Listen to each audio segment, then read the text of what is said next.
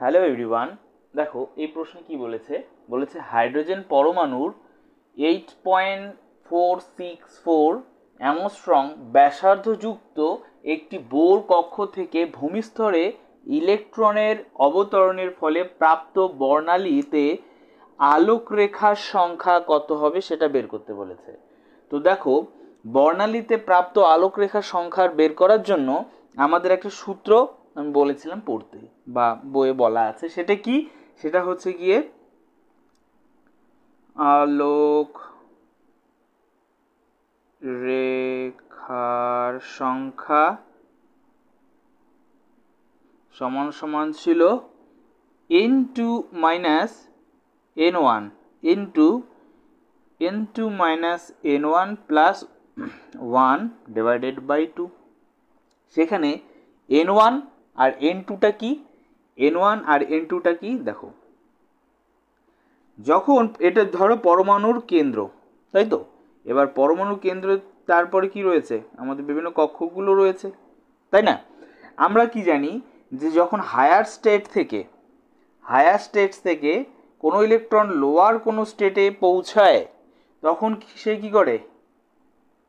Energy emit করে, ছেড়ে দেয়, তাই তো। তো সেখানে যে হায়ার স্টেটটা রয়েছে সেটাকে আমরা লিখি n2, আর যে কক্ষে পৌঁছলো সব থেকে নিচে বা গ্রাউন্ড স্টেট বলতে পারি, বা লোয়ার স্টেটে যে পৌঁছলো, এখানে গ্রাউন্ড স্টেট দিয়েছি, সেই লোয়ার স্টেটটা সেটা হবে n1। বোঝা গেল?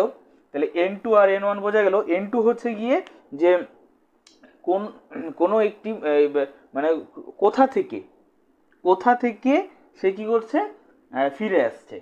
হায়ার এক্সাইটেড স্টেটটাকে বলবো n2, এবং সেখান থেকে লোয়ার যে স্টেট আছে সেখানে আছে, সেটাকে বলবো n1। ঠিক আছে? এটার ক্ষেত্রে কি বলেছে যে এবার সেই হায়ার স্টেটটা যেটা রয়েছে, হাইড্রোজেন পরমাণুর এই এত অ্যামস্ট্রং ব্যাসার্ধযুক্ত একটি বোর কক্ষ থেকে ভূমিস্তরে ইলেকট্রন অবতরণের ফলে প্রাপ্ত বর্ণালী সংখ্যা, তাই তো। ভূমিস্তরে আসছে, ভূমিস্তরে কোন স্তরটাকে বলি? ভূমিস্তর কোনটাকে বলি? মানে n1 কে কি বলবো তাহলে?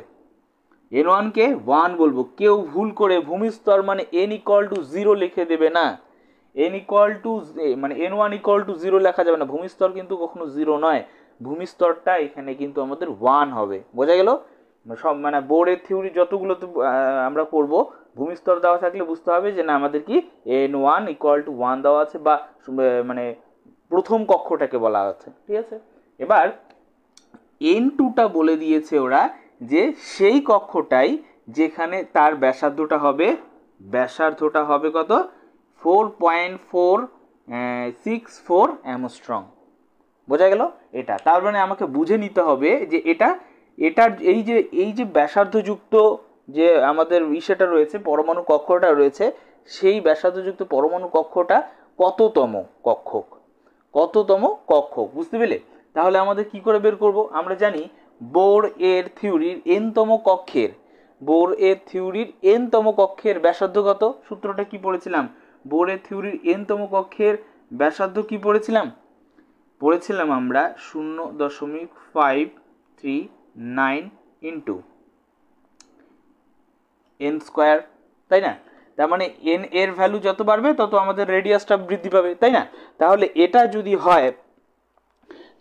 যদি হয় 529, ওকে।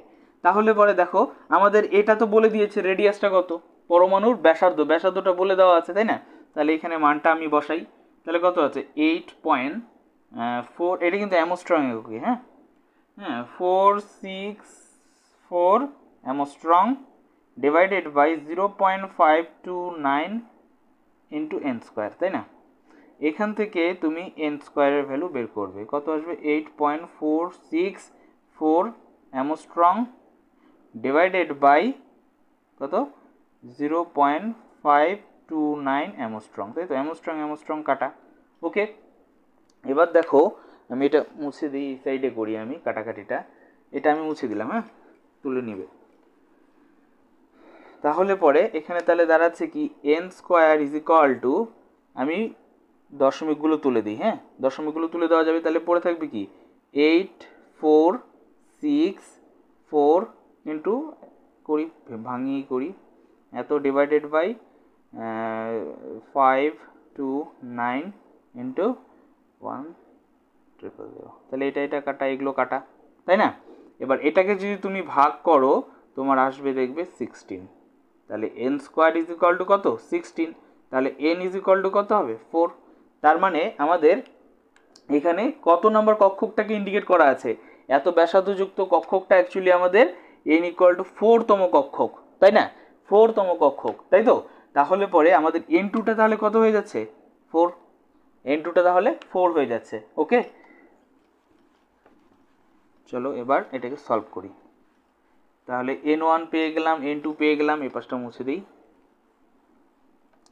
তাহলে হচ্ছে গিয়ে n2 হচ্ছে গিয়ে 4 minus 1 into 4 minus 1 plus 1 divided by 2, সূত্র অনুসারে বসালাম আমরা।